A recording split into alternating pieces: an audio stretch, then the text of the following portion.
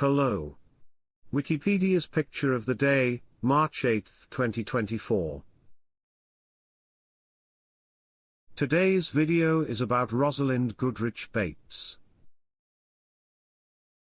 Rosalind Goodrich Bates, 1894 to 1961, was an American lawyer and clubwoman, based in Los Angeles, California.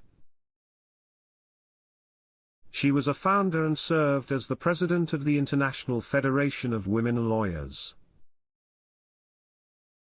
This photograph of Bates, taken around 1931, is part of the Los Angeles Times Photographic collection at the UCLA Library.